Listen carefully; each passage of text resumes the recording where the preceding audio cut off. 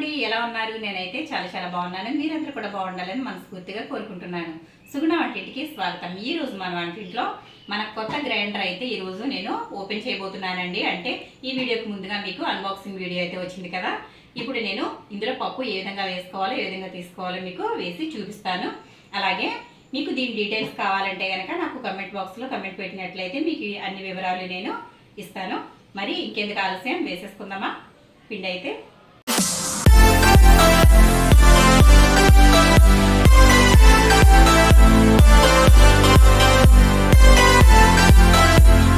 Back to my channel. ఇప్పుడు మనం ఇందులో పిండి అయితే వేసుకుందాము.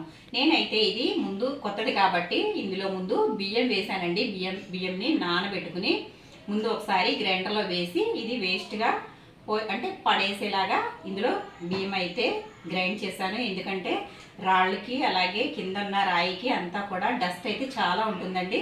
కాబట్టి మనం ఎప్పుడైనా సరే ఎంత శుభ్రంగా కడిగినా అది పోదు. కాబట్టి ఈరోజు మనం చాయ్ మినపగుళ్ళు అయితే తీసుకున్నాము. ఒకవేళ పొట్టు మినపప్పు అయితే కనుక పొట్టు మినపప్పు పొట్టు ఉంటుంది కదా, దాన్నైనా సరే ఇందులో వేసుకుని చక్కగా ఒకసారి తిప్పేసుకున్నట్లయితే రాళ్ళకున్నదంతా కూడా మట్టి అంతా పోతుంది. అలాగే పప్పు అనేది ఫ్రెష్గా వస్తుందండి. మరి ఇప్పుడు నేను ఇక్కడ పప్పు అయితే ఈ విధంగా నానబెట్టేసుకున్నాను. అలాగే ఇడ్లీకి పప్పు అయితే నానబెట్టాను కాబట్టి రవ్వ కూడా ఒక 3 సార్లు కడిగేసి ఈ విధంగా పక్కన పెట్టుకున్నానండి. ఇప్పుడు మనం గ్రైండర్లో ఏ విధంగా వేసుకోవాలో చూపిస్తాను. ఇదిగోండి, అంతా కూడా శుభ్రంగా ఈ విధంగా క్లీన్ అయితే చేసేసుకున్నాను నేను. మనకి ఇవన్నీ కూడా రాళ్ళన్నీ పెట్టేశాను. అలాగే మీకు అన్బాక్సింగ్ వీడియోలో అయితే చూపించాను కదా, ఈ విధంగా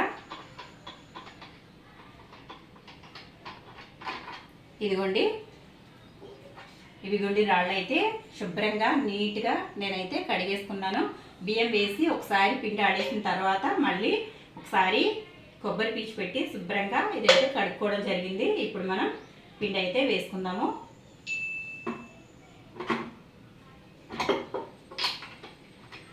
ఇది ఈ విధంగా పెట్టేసుకోవాలి.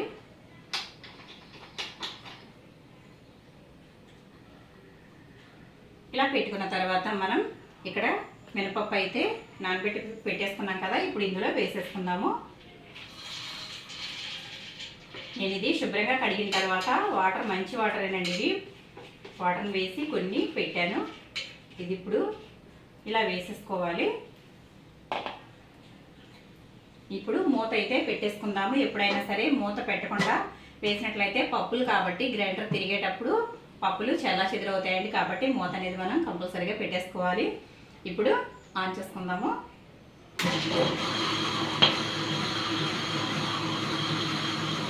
చూసారా, ఇక్కడ టబ్బు మాత్రం అంటే డ్రమ్ము మాత్రం తిరగట్లేదు, ఓన్లీ లోపల రాళ్ళు మాత్రమే తిరుగుతున్నాయండి.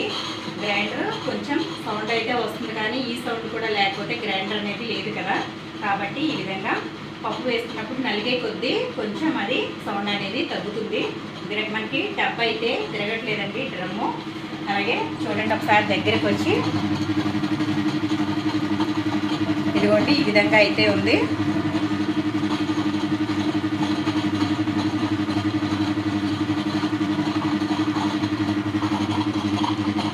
ఈ విధంగా పప్పు అయితే మనం గ్రైండ్ చేసుకోవాల్సి ఉంటుంది. మనకి పిండి తీసుకోవడం కూడా చాలా ఈజీ అండి. ఈ మూత తీస్తే పిండి అనేది వస్తుంది. మీకు ఇదంతా నలిగిపోయిన తర్వాత నేను చూపిస్తాను. మధ్యలో అయితే వాటర్ యాడ్ చేసుకునేటప్పుడు ఒకసారి చూపిస్తాను. ఒకసారి అయితే చూద్దామండి, అంటే మనకి పప్పు అయితే ఎలా ఉందో లోపల చూద్దాము. దగ్గరికి వచ్చేది ఇదిగోండి, పప్పు అయితే ఈ విధంగా ఉంది. ఇప్పుడు మనం ఈ స్పాచులాతో ఈ విధంగా ఒకసారి కలుపుకుందాము.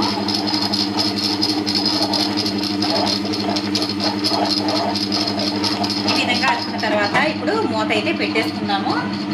ఇప్పుడు మనం వాటర్ వేసుకుందాం ఇందులో. ఈ మూతలో నుండి ఈ విధంగా వాటర్ అయితే వేసుకోవడం వల్ల ఈ హోల్స్లో నుంచి వాటర్ అనేవి లోపలికి వెళ్తాయి.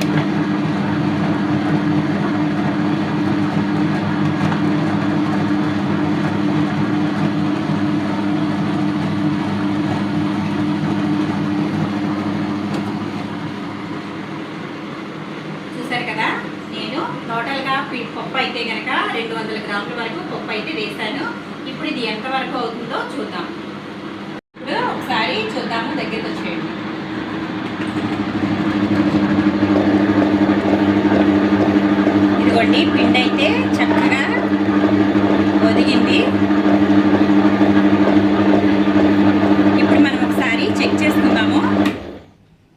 పిండి అయితే చక్కగా మెదిగిపోయిందండి, మెత్తగా అయిపోయింది, కాటుకలాగా ఉందండి, చాలా స్మూత్గా అయింది. ఇప్పుడు మనకి ఇది ఒకసారి పిండి చెక్ చేసుకుందాము. ఇప్పుడు మనమైతే పిండిని ఒకసారి చెక్ చేసుకుందామండి. ఇక్కడ నేను ఒక చిన్న గిన్నెలో వాటర్ అయితే తీసుకున్నాను. ఇప్పుడు మనం ఈ పిండి ఇందులో వేసుకుందాము. చూసారు కదా, పిండి అయితే ఈ విధంగా చక్కగా పైకి తేలింది. ఇలా అయితే కనుక మనకి ఇడ్లీకి పర్ఫెక్ట్గా సరిపోతుందని అర్థం. చూసారు కదా, ఈ విధంగా పిండి అయితే మనం రుబ్బుకోవాలి.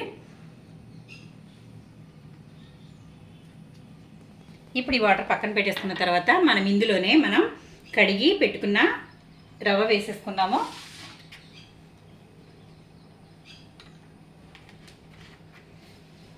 నేనైతే చేయి పెట్టాను, కానీ అసలు చేయి పెట్టే అవసరమే ఉండదండి. ఇందులో మనం ఈ విధంగా గరిటెతో తీసుకుంటే సరిపోతుంది. నేను మీకు ఫస్ట్ టైం కదా చూపిద్దామని చెప్పి ఈ విధంగా చేయి అయితే పెట్టాను. అసలు చేయి పెట్టే అవసరమే ఉండదండి. ఇప్పుడు నేనైతే రవ్వని ఈ విధంగా ఒక గ్లాస్కి 4 గ్లాసుల వరకు రవ్వ అయితే తీసుకున్నాను. ఒక గ్లాస్ మినపప్పు అయితే ఒక 4 గ్లాసులు ఇడ్లీ రవ్వనే తీసుకున్నాను. మనం పిండి మిక్సీలో వేసుకున్నట్లయితే 1కి 3 వేసుకుంటే సరిపోతుందండి, ఇడ్లీ పర్ఫెక్ట్గా వస్తుంది. మనం గ్రైండర్లో వేసుకునేటప్పుడు మాత్రం 4 గ్లాసులు వేసుకుంటే కూడా చక్కగా వస్తుంది. ఇడ్లీ అనేది బాగుంటుంది, చక్కగా స్మూత్గా ఉంటుంది. కాబట్టి నేనైతే 4 గ్లాసుల వరకు రవ్వ తీసుకున్నాను. ఇప్పుడు ఇది ఇందులో వేసేసుకుందాము. రవ్వ అయితే వేసేసుకున్నాను. ఒకసారి మూత పెట్టుకోవాలండి. ఇప్పుడు మనం రవ్వ వేసుకున్నాం కాబట్టి ఇది ఎక్కువసేపు తిరగాల్సిన అవసరం లేదు, ఎందుకంటే రవ్వ కలవడమే మనకి కావాలి. కాబట్టి ఇది ఒక 2 నిమిషాలు మాత్రం ఆన్ చేసుకుందాము. ఇప్పుడు మనం ఆఫ్ చేసేసుకుందామండి. ఒక 2 నిమిషాలు అయితే అయ్యింది. ఇప్పుడు మనం ఇందులోంచి ఏ విధంగా వస్తుందో చూద్దాము. నేను బౌల్ అయితే ఈ విధంగా సెట్ చేసుకున్నాను. ఇప్పుడు మనం ఇది మూత తీద్దాము. ఇదిగోండి, పిండి అయితే ఇలా వస్తుంది. చూసారు కదా, పిండి అయితే ఈ విధంగా వస్తుంది. మనం బటన్ ఆఫ్ చేసుకున్నప్పుడు అయితే పిండి ఇలా వస్తుంది. ఇప్పుడు బటన్ ఆన్ చేసుకుందాము, అప్పుడైతే ఎలా వస్తుందో చూద్దాము. ఇదిగోండి, పిండి అయితే ఇలా వస్తుంది. మనం ఆన్ చేసి ఈ విధంగా బౌల్ పెట్టుకోవడం వల్ల పిండి అనేది చాలా స్పీడ్గా వస్తుంది, బయటికి అంతా కూడా చక్కగా వచ్చేస్తుంది.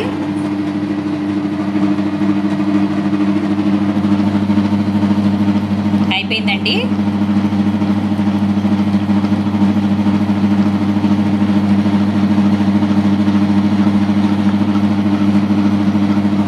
చూసారు కదా, పిండి అయితే ఇందులో అంతా అయిపోయింది. ఇప్పుడు మనం ఇది ఈ విధంగా అనేసుకుంటే సరిపోతుంది.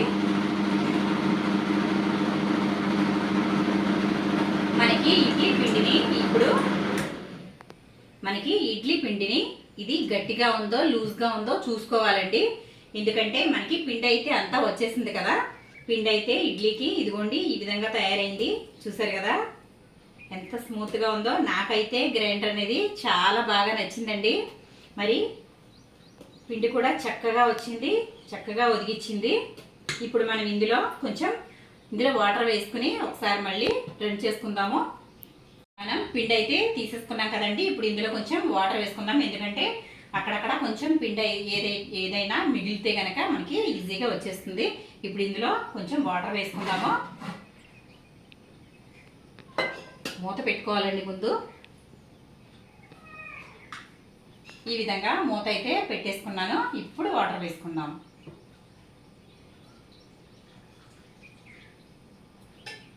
ఇలా వాటర్ వేసుకున్న తర్వాత మళ్ళీ ఒక్కసారి ఆన్ చేసుకుందాం. మనం వాటర్ అయితే వేసి తిప్పేసాం కదా. ఇప్పుడు మళ్ళీ మూత తీసుకుందామండి.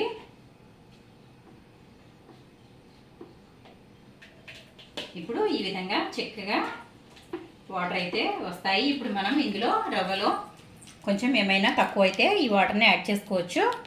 ఆన్ చేద్దాము.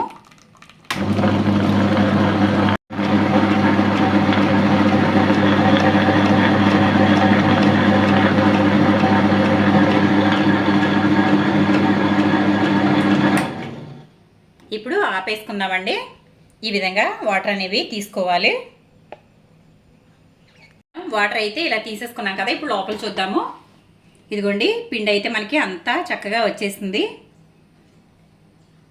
చూసారు కదా, చెయ్యి అనేది పెట్టకుండా చక్కగా పిండి అయితే అంతా వచ్చేసింది. ఇప్పుడు మనం ఇది క్లీన్ చేసుకుందాము. ఇందులో వాటర్ అయితే పోసేసుకుందాము.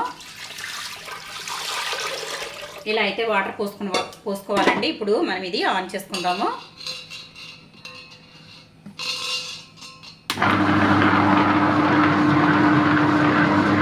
ఇలా అయితే ఒకసారి వాటర్ పోసేసుకుని ఒకసారి ఆన్ చేసేసుకోవాలి. ఇదంతా కూడా క్లీన్ అయిపోతుంది.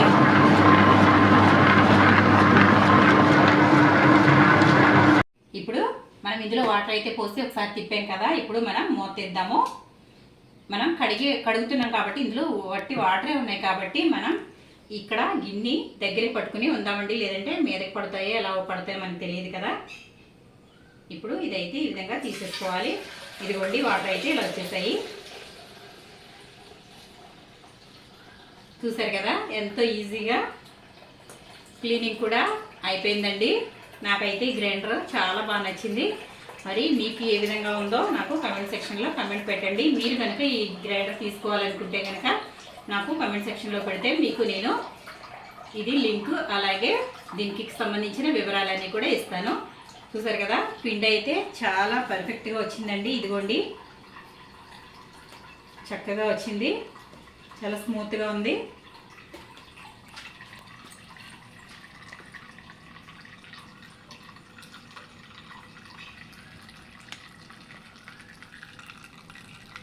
ఈ విధంగా వాటర్ అయితే మొత్తం వచ్చేసాయి. ఇప్పుడు ఇంకొంచెం వాటర్ వేసుకుని మనం శుభ్రంగా కడిగేసుకుంటే అయిపోతుంది. చూసారు కదా, చెయ్యి అనేది పెట్టకుండా గ్రైండర్ అయితే చక్కగా పిండి అయితే రుబ్బేసుకున్నామండి.